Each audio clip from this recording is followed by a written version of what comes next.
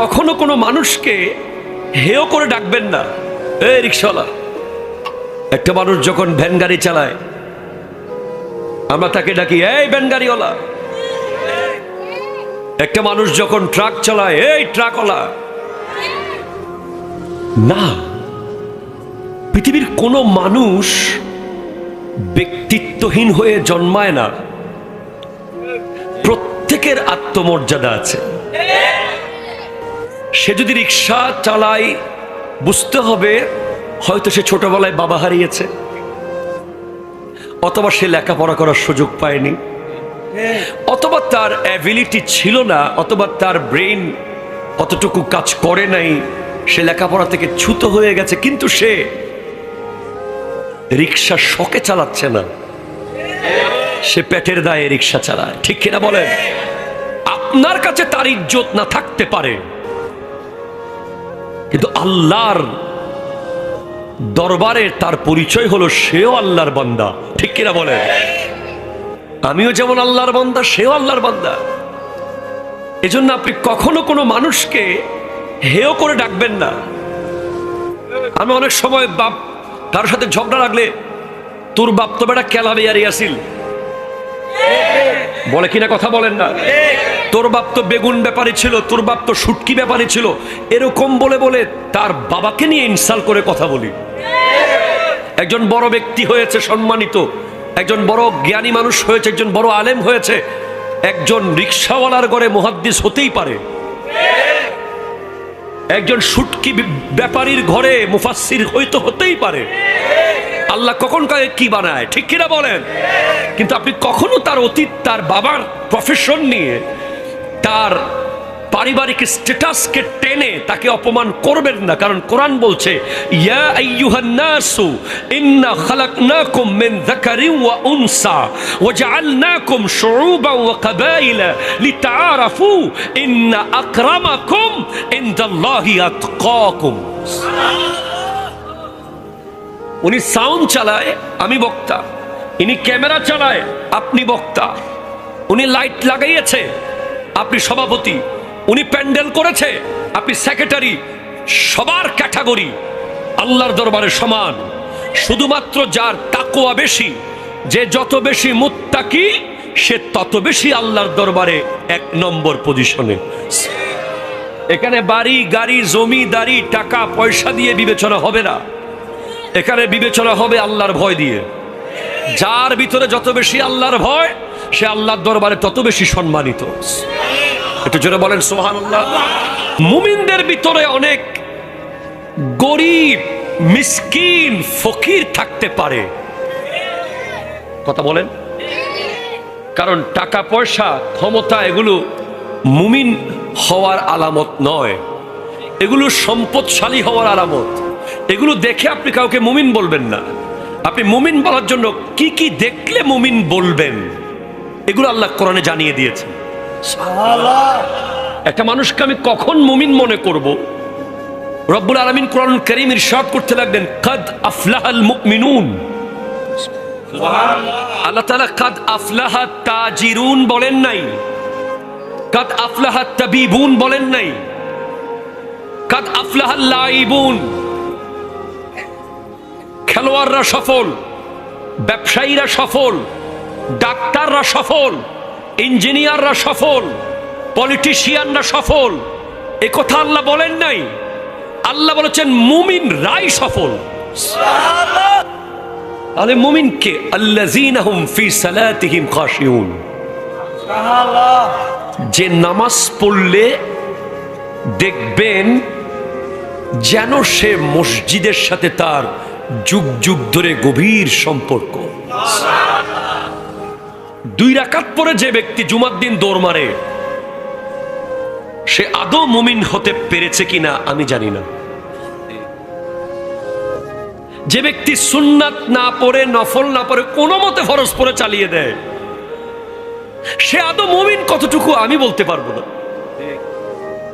কারণ মুমিন সে যে হৃদয় দিয়ে নামাজ পড়ে। নামাজ না পড়লে তার কথা তো বহু দূর।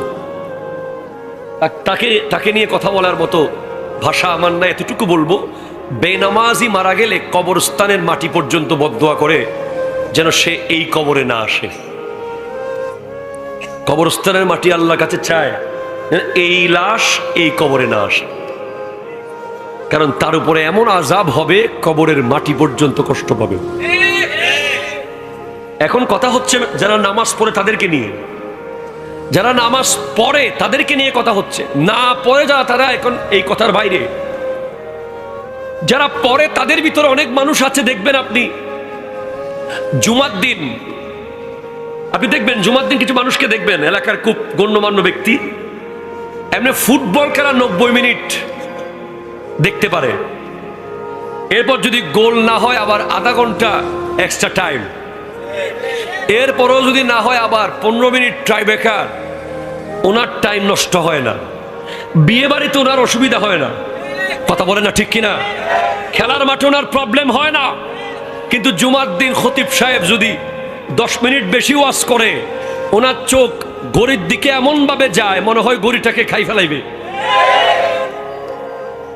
এরকম লোক এখানে নাই? না না নাই। সে কেমনে মুমিন হবে? আমি একজন নামাজি উদাহরণ আপনাকে দিই, যার নাম হলো আবু বকর সিদ্দিক রাদিয়াল্লাহু তাআলা। যিনি নামাজে দাঁড়ালে মনে হতো একটা গাছ দাঁড়িয়ে আছে, পাখি এসে গাছ এবং সিদ্দিক আকবর দুজনের দিকে তাকাতো। পাখি কনফিউজ হয়ে যেত যে কোনটা গাছ কোনটা মানুষ, কারণ গাছও বাতাসে নড়তেছে আর সিদ্দিক আকবর এত স্থির নামাজ পড়ছেন। উনি যখন সিজদায় যেতেন মনে হতো একটা বড় পাথর জমিনে পড়ে আছে। একবার ওনার ওঠ হারিয়ে গিয়েছিল, কিছু সাথে কিছু গোলাম হারিয়ে গেছে, ওনার মন খারাপ। আমার নবীজি উনাকে দেখে বলছেন, আবু বকর তোমার মুখ কালো কেন?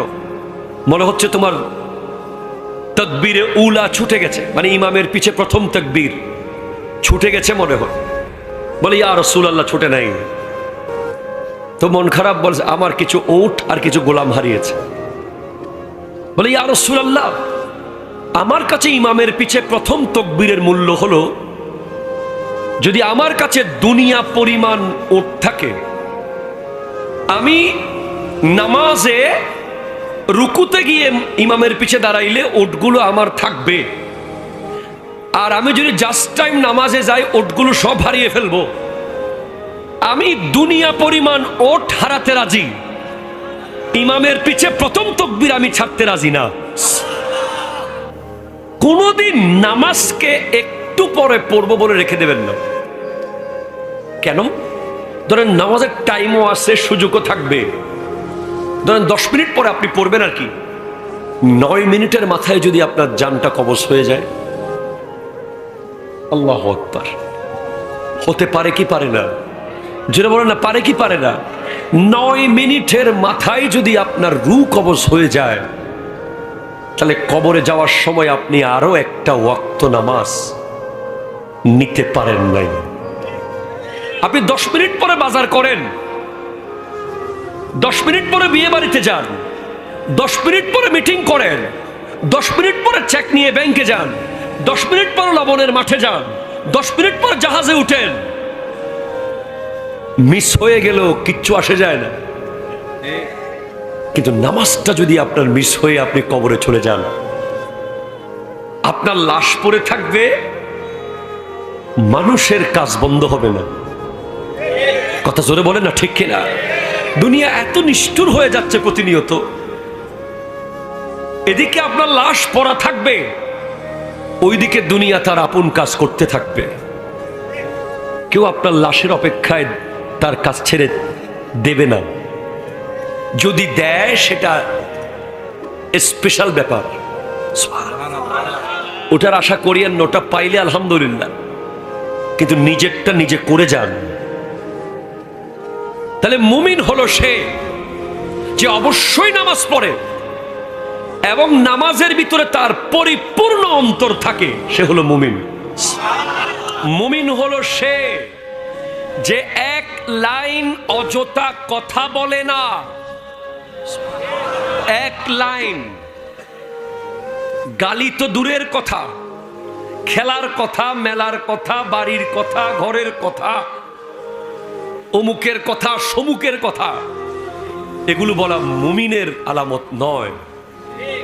মুমিন, সিদ্দিক আকবর বলেছি আপনাকে, সিদ্দিক আকবর নিজের জিহ্বাটাকে এইভাবে বের করে হাত দিয়ে ধরে রাখতেন।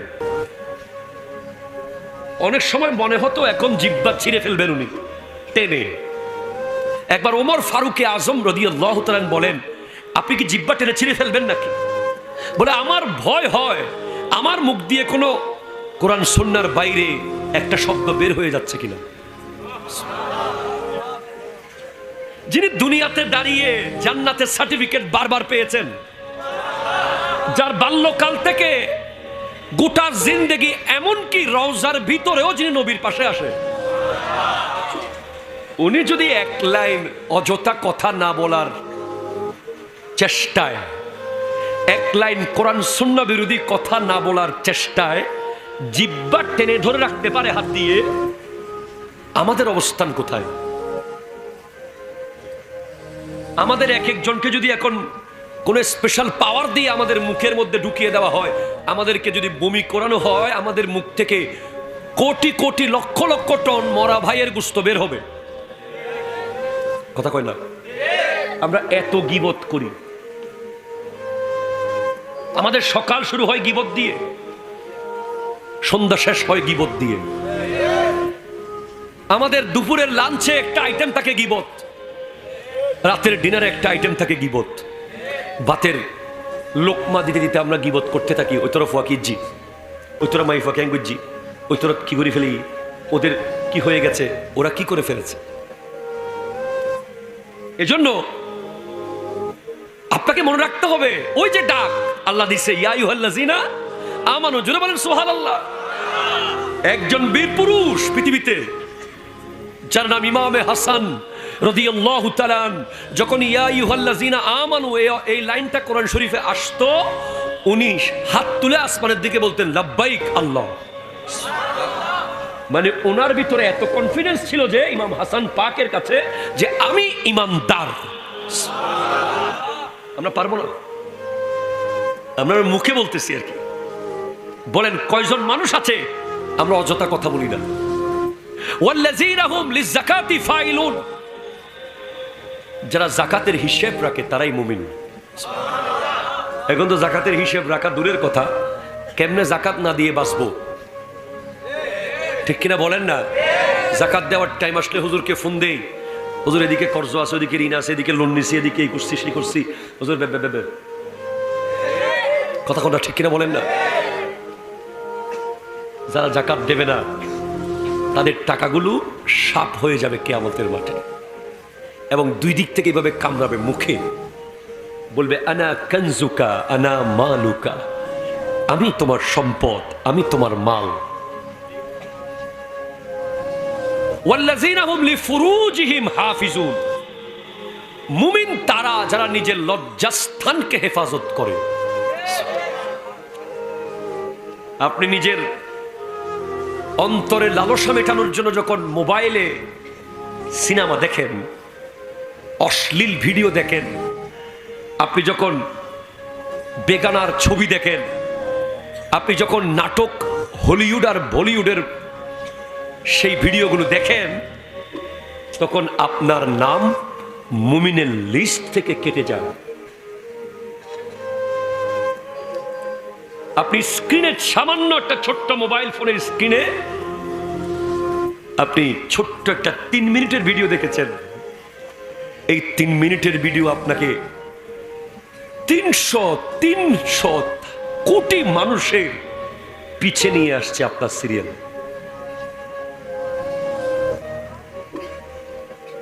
এটা বুঝতে হবে।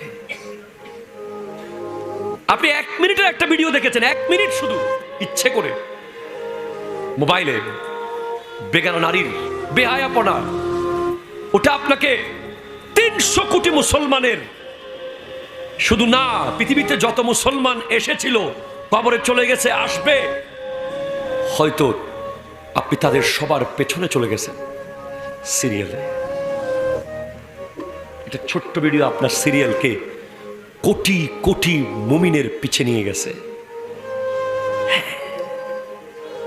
আর আপনি চোখকে হেফাজত করেছেন বদরের মাঠের মতো, উহুদের মাঠের মতো। যুদ্ধে আপনি যেতে না পারলেও মোবাইলের স্ক্রিনে যে যুদ্ধ আপনি করেছেন, না আমি দেখবো না, আমি মুমিন, আপনি সেখান থেকে চোখ জাস্ট ব্যাক করে নিয়ে আসতে পেরেছেন। আপনি দেখেন নাই সেটা। আপনার সিরিয়াল ছিল 300 কোটির পিছে, এসে গেছে 300 জনের পিছে। এগুলো আপনাকে বুঝতে হবে। মাত্র 2টা অঙ্গ যদি আপনি আমার আল্লাহ এবং বিশেষ করে আমার নবীর হেফাজতে রাখতে পারেন, নবীর কাছে জিম্মায় রাখতে পারেন, নবীজি ইরশাদ করছেন, মাই ইয়াজমান লি মা বাইনা লিহিয়াইহি ওয়া মা বাইনা রিজলাইহি আজমান লাহুল জান্নাহ। যে ব্যক্তি তার 2 ঠোঁটের মাঝখানের জিহ্বা, 2 রানের মাঝখানের লজ্জাস্থান, এই 2টা অঙ্গ আমার জিম্মায় রাখবে, আমি নবী তার জান্নাতের জিম্মাদার নিলাম। 2টা অঙ্গ, শুধু শরীরের 2টা অঙ্গ, 2 ঠোঁটের মাঝখানে জিহ্বা, 2 রানের মাঝখানে লজ্জাস্থান। এই 2টা অঙ্গের কারণে প্রতিদিন লক্ষ লক্ষ মানুষ মুমিনের লিস্ট থেকে নাম কাটা যায়। আপনাদের কষ্ট হচ্ছে? আমি তেমন কোনো গরম বক্তাও না, হাসাইতেও পারতেছি না আপনাদেরকে, কাঁদাইতেও পারতেছি না। কোনো কষ্ট হচ্ছে আপনাদের? তাহলে মুমিনকে যে নামাজ পড়বে হৃদয় দিয়ে, মুমিনকে যে 1 লাইন অযথা কথা বলবে না, মুখ বন্ধ। আমাদের জামিয়া আহমদিয়া সুন্নিয়া আলিয়ার সাবেক অধ্যক্ষ খতিবে বাঙ্গাল আল্লামা জালালউদ্দিন আল কাদরি রহমতুল্লাহকে দেখতাম সবসমুখে এরকম হাত থাকতে, সামনের জন উড়াই ফেলতেছে, বলতেছে হুজুর হাত দিয়ে রাখতেন। এখন বুঝতেছি কেন হাত দিতেন। হাত থাকলে তো একটা কথা বলতে মন চায়, আগে হাত ছড়াইতে হবে, তারপর মুখ লাগতে হবে। এখন কেউ যদি হাতে দিয়ে রাখে আর হাত ছড়ানোর কথা ভুলেই যায়, আর মুখ চলার সুযোগই নেই। কথা বললা ঠিক কিনা জোরে বলেন? ওলামায়ে কেরাম এরকম হিকমত করে চলে। এরপরে মুমিন হলো ইন্নামাল মুমিনুনা ইখওয়াতুন। এর আগে কিছু কথা রয়ে গেছে। যে ব্যক্তি আমানতের খেয়ানত করে না সে মুমিন, যে ব্যক্তি ওয়াদা খেলাপ করে না সে মুমিন। আর অন্য আয়াত আল্লাহ বলছেন ইন্নামাল মুমিনুনা ইখওয়াতুন, মুমিনরা হলো ভাই ভাই। আর জোরে বলেন না সুবহানাল্লাহ। মুমিনরা কি? ভাই ভাই। আপনি যদি আপনার কোনো মুমিন ভাইয়ের সাথে গাছের জন্য, বাঁশের জন্য, সব কোথায় চলে যাচ্ছেন, বিলের জন্য, খালের জন্য, মাছের জন্য, বাড়ির জন্য, দোকানের জন্য ঝগড়া লাগান, আপনাকে মুমিন বলা যাবে না। মুমিনরা দুনিয়াবি স্বার্থে অন্য মুমিনের সাথে কোনো দ্বন্দ্ব রাখতে পারে না। মুমিনরা থাকবে সবসময় কি? ভাই ভাই। বলেন না কি থাকবে? ভাই ভাই। মুমিনরা কি? আবার বলে মুমিনরা কি? ভাই ভাই। কথায় কথায় ঝগড়া, কথায় কথায় মারামারি, কথায় কথায় কাটাকাটি, এটা মুমিন নয়, এটা জাহেল। কথা বলে না ঠিক কিনা? এরপরে মুমিন হলো ইন্নামাল মুমিনুনা আল্লাযীনা ইযা যুকিরাল্লাহু ওয়াজিলাত কুলুবুহুম।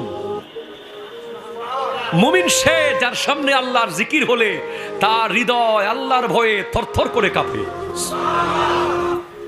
ওয়া ইযা তুলিয়াত আলাইহিম আয়াতুহু যাদাতহুম ঈমানা। তার সামনে আল্লাহর কোরআন তিলাওয়াত করলে তার ঈমানের শক্তি বাড়তে থাকে, সে হলো মুমিন।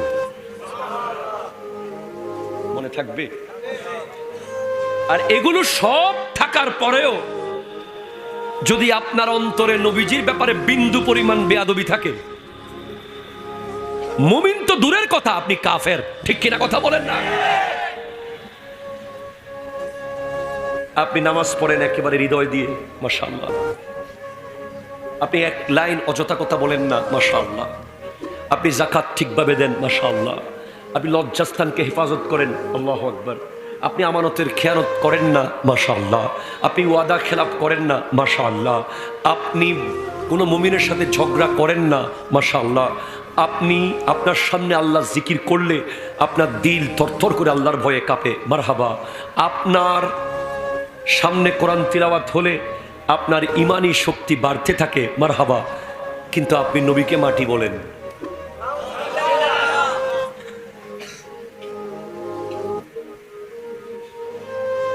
আপনি নবীজিকে বলেন যে আমাদের মতো।